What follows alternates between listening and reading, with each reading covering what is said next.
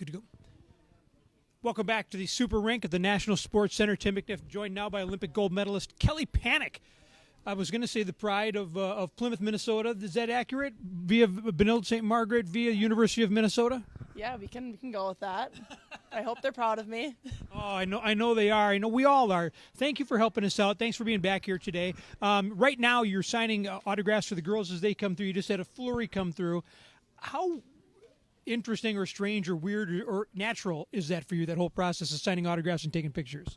It's getting better, but it's still always, it's not natural, I don't think, for anyone. But the more comfortable I feel like the more comfortable the girls feel. So I was a kid just like them, and I'm really not that far away from still being a kid. So, yeah, it's really cool, though, to be here and to meet some of them.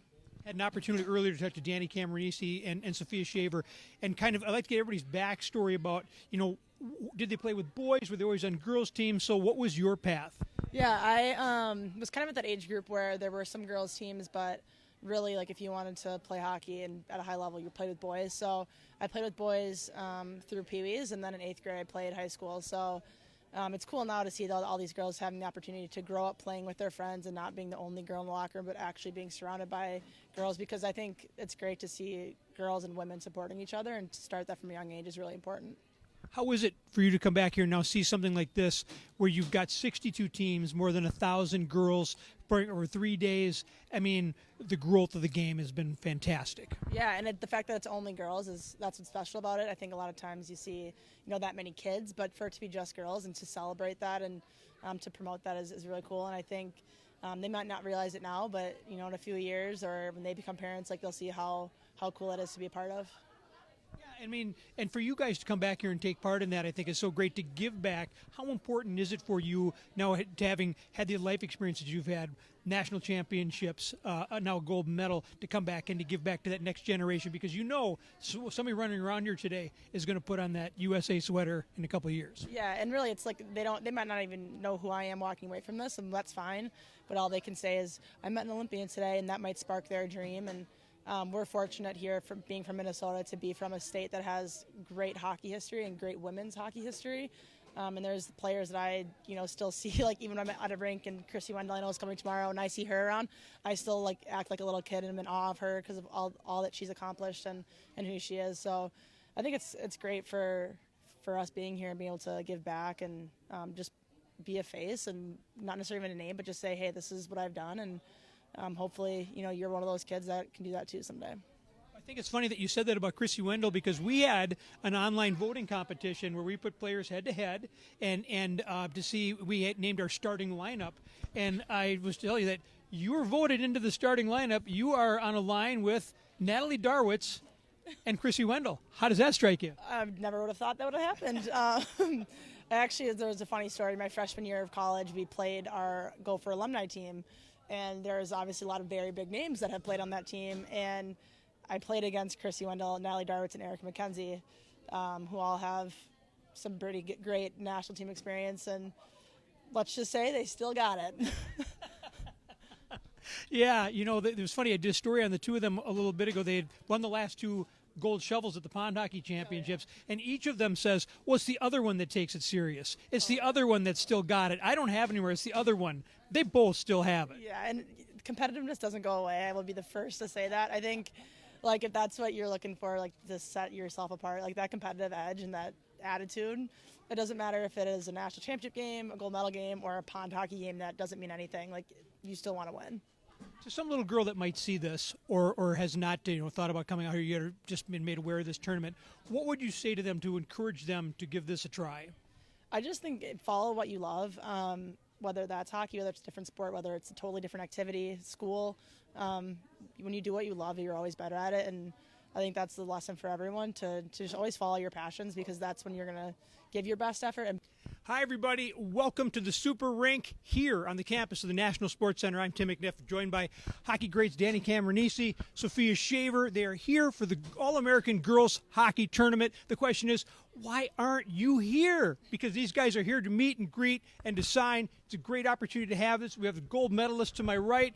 You're back in your home stomping grounds. This tournament, 62 teams, more than 1,000 girls. If you were like 10, 12 years old, could you even have imagined such a thing at that time? No, I think it's absolutely amazing getting all of these girls teams here, and just like being able to put something like this on. I think when we were younger, I don't even know if we had enough girls teams to do this. So this is really incredible and showing how far women's hockey and girls hockey has truly come.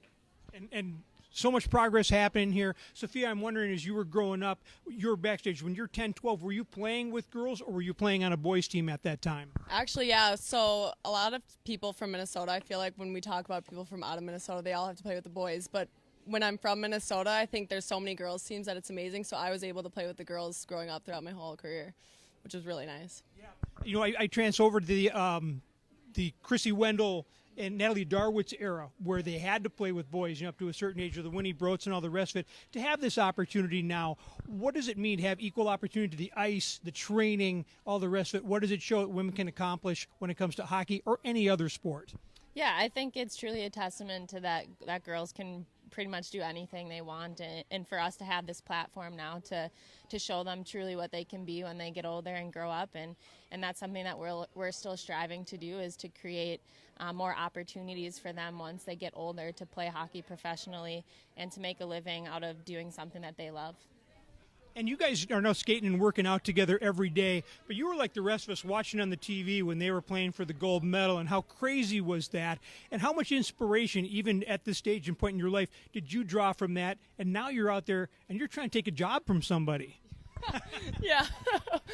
Basically, yeah, so I just remember that night, like it was the other day. I mean, our whole team at Wisconsin got together and we got to watch the game, and it was just so amazing to see because we had friends on both teams playing. So it's kind of hard to watch, and obviously I was cheering for USA, but we also had friends on Canada, Emily Clark and Sarah Nurse and Renee Dabian. But it was so cool to see that, and it's something for me and a lot of other girls that are kind of in my position to strive for and hopefully do one day. How about coming here and signing autographs and just interacting with the girls? Is it almost like kind of surreal for you to do that coming up for you? You mean you're just one of them not that long ago? Yeah, I think it's really cool just seeing some of the girls come up here and be so excited and so thankful that we're here. And I think it's great that we have the opportunity for them to come and even like meet us and kind of just see that we're normal people too. And just like I said, just being able to interact with them is a really cool opportunity here.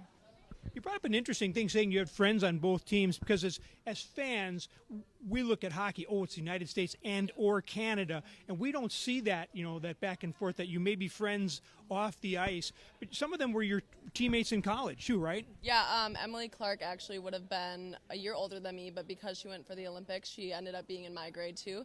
So she was the one playing out there with it, and it was super exciting to see her play, but it's tough to be able to cheer for USA, but know that your teammates are on the other team. So we are thrilled to have you guys here. I'm holding up somebody who wants to come up here and get an autograph. Now, these guys are going to be here till 11:45. Kelly Panik's going to be here this afternoon if you want to stop by and see her. Tomorrow, we've got one of the greatest Minnesota's ever produced, Chrissy Wendell, stopping by, and members of your Isabel Champion Minnesota Whitecaps stopping here also. So check out the action. We got more Facebook Lives coming your way. It's all happening right here at the Super Rink at the campus of the National Sports Center. See ya.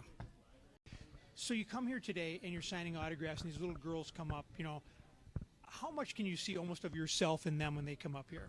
Yeah, I think it's really special for them to see what they can be when they get older, and it's really cool for us to be able to have interactions with our fans and to honestly make some little girl's day is truly what makes us happy, and I'm sure it makes them happy too, hopefully. You guys, and you know, when you were little, and maybe, you know, the Karin Buys and some of the ones who's kind of set the, you know, the path for you. How cool would that have been for you to come over and meet someone like that at this age? Yeah, it would be really cool. I always kind of bring it back to when I was younger. My parents had season tickets to the men's Gophers game, but I see so many young girls now who have season tickets to our games at the Gophers or, for say, at the Badgers, and being able to watch women play hockey and see that they can also achieve their goals and do what they love and dream of doing when they're little kids. With the effort level today. So you've seen them already so far this season. How far are you guys along in your season? This is our first actual tournament, so we're kind of a little bit of jitters, I think, for most of the girls. It's exciting to get out of Duluth and play some games. Probably our 5th or 6th game. So, yeah. Okay. Joined by a couple players here. I've got Aurelia Anderson, the goaltender, to my immediate right. Rachel Landsteiner to my far right, a left winger. Aurelia, you said your coach said you've seen these girls before. So tell me about today's game. What did they do well against you today? I think they definitely knew what to expect, as me, the goalie. So they knew how to score and stuff. They had a scouting report on you and knew how to attack you. Yes. Okay. Rachel, you guys didn't score in this game, but you've got a couple more games ahead of you. What is the attitude in the team coming out of this game? The attitude, it's all positive. We're all supporting each other. Just ups, put-ups, no put-downs. Everybody's kind of lifting each other up, and then we play great. Aurelia, or she goes by Ray. I've been given permission to call you Ray, correct? Okay, so Ray, so you got a couple, at least one more game. Is it tomorrow? You play again today? Yeah, we play tomorrow at 9:50, I think. So you got to be out on the ice early tomorrow night. So what will you guys do tonight? How crazy will tonight be, or how businesslike will you guys be? And your coach is sitting right to my left, so you got to be careful about your answer. Well, we're actually playing tomorrow, so We're playing tomorrow. Yeah, right. What did I say? Oh, I'm sorry. Tomorrow. So, but you got tonight ahead of you. I mean, will you guys try to get to bed at a decent time? How does that all work? Well, I guess we're supposed to be in a hotel rooms by 10 o'clock ish, because it's better to get good sleep before a game. Okay. Supposed to be. You heard that. She said we're supposed to be. How strictly, Coach, do you enforce that? How much of this is fun for the girls, and how much of this is you want this to be something at the beginning of the year that you want them to build on throughout the course of the weekend and a foundation for the season ahead? Yeah, obviously we want them to have fun this weekend, but we also want them to all be responsible because we are here to play hockey, but we are here to have fun. Told them all in the locker room to drink water and chocolate milk, and the chocolate milk threw them off a little bit, I guess. They weren't sure about that, but I trust most of you, I think. Is there a pool at the hotel? Yes, I told them tonight is fine to swim, right? Okay. If she had said no, would you swim anyway?